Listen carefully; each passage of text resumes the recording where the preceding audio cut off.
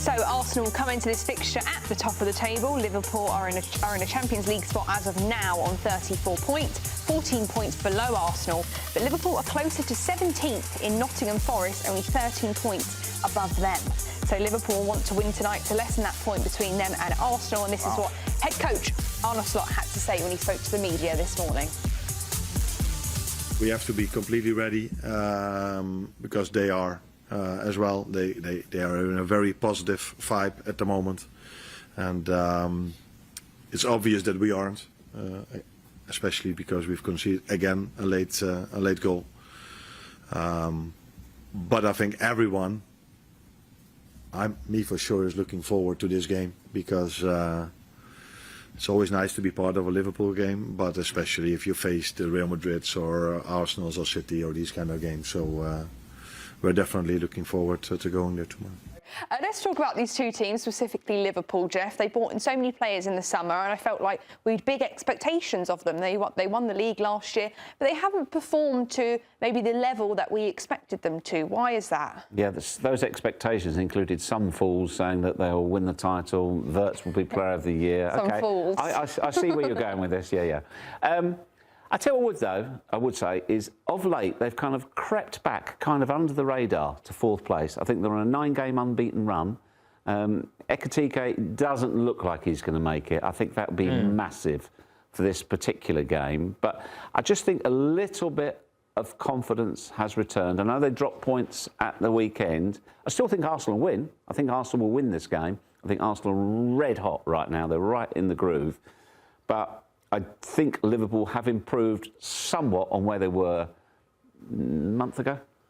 And there is doubts over Ugo Ekitike. They're obviously without Mo Salah due to AFCON, and Isak's got his injury. Who could we see replacing Ekitike and filling that void in that team? I mean, Chiesa is probably the first person that comes to mind, only because of, I think, the ambition and the expectations that's on his shoulders, which is pretty much none. So you come into a team, you naturally know that you can pretty much put your best foot forward.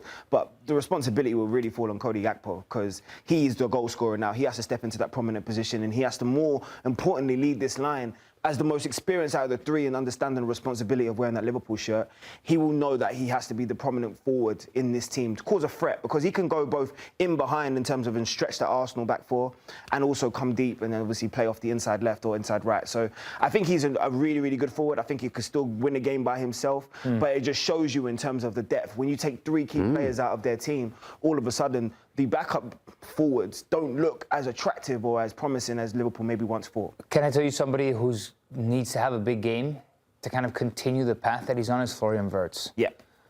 This could be a game, let's just say Liverpool beats Arsenal, right? And we're going to be talking again, the title race is back on. That people are going to remember this game for Florian Wirtz because it's such a marquee matchup in the season. And especially given the fact that he's taken so long to get started, right? He's only getting started. It's not like he's playing lights out. We're starting to see what Florian Wirtz can offer. And if he shows up against Arsenal, people are going to be like, oh, that's why we paid so much money for this kid, because he can be that good. And I want to see the Florian Wirtz that I saw by Is it harder, though, Nico? Is it harder for him, though, in a disrupted side, for him to weave his magic? Almost like there's more responsibility that falls onto him. He's more of the superstar on this team, whereas instead of having to share the spoils a little bit, understand what it's like to fit into a team full of superstars, almost without a lot of these guys, because Ekitike is a baller, bro. Incredible player. So good. No Salah.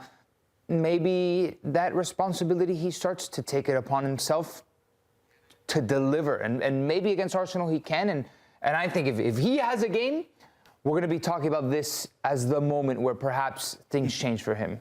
What do you think the mindset will be of this Arsenal side, Geoff? They're back at the Emirates Stadium. It's been their fortress this season so far. How do you think they'll be feeling going into this game?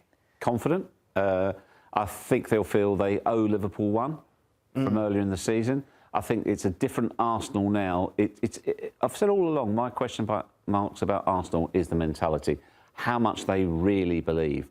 But right now, they're answering all the questions. And then this run of games, a run of teams who they dropped points against last season, and they've won the last 4 against opponents they dropped points against. So That's massive for them, absolutely massive. So I think they'll be confident, and I think they will feel that it's a long, long way to go, but just psychologically, we're past the halfway mark.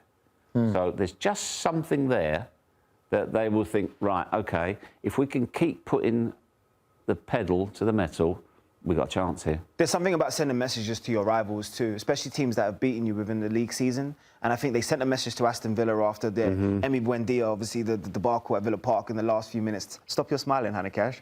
Yeah, for a second. I'm not smiling about the second game. But the second game, you see that Arsenal wanted to send a message. There was a level of intensity, especially in the second half. I think there's going to be a response again from Arsenal, and knowing Mikel Areta, he's going to want to inject that level of intensity once again, probably from minute one, because they'll look at their loss columns and think about those games and think, well, we probably shouldn't have lost either of those games. It was almost a Golazo from Szoboszlai, if I remember, the free kick that was like out of incredible. A goal from another game.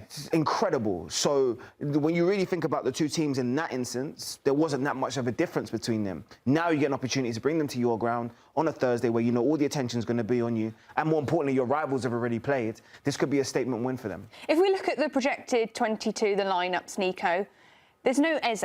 And we haven't seen Eze start, come off the bench in the last 4 games in the Premier League. Yeah. And people might be thinking, why? Why aren't they giving Eze this chance after this big summer signing? Because Arsenal's been doing really well without him.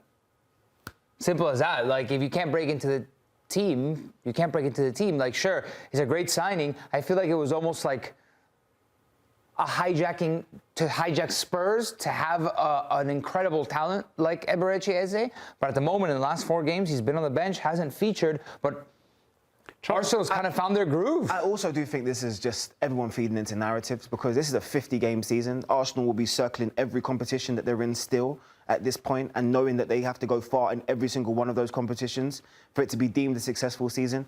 If you think that Eze is going to be having a lot more moments where he's just not involved in terms of the squad selection, full stop, throughout the rest of the season, that's just not going to happen, because injuries, as you've seen, has been a result in Arsenal's squad this year, and more importantly, the drop in form. But I think Nico alluded to it. How do you change a team that's rolling? Because Geoff spoke and said this team is going through a number of results right now and beating teams that they were dropping points to last year. Why would you upset the rhythm of that team if they're doing so well? The other thing as well, right now, Trossard, he's undroppable. He's fantastic. Sometimes he'll go for Martinelli's pace. His return to form, he's sensational right now. So why would you mess with it? And you can't take Declan Rice out, because we're already having the conversation about him being one of the best players in world football. So Zubimendi has been arguably the signing of the season. Where does he fit? So it's not necessarily is he playing badly or is he going to have his moments. It's where does he fit?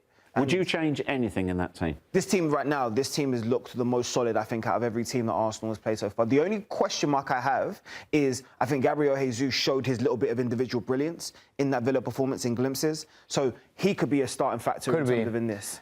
In Spanish, there's an idiom, one of the many idioms in football.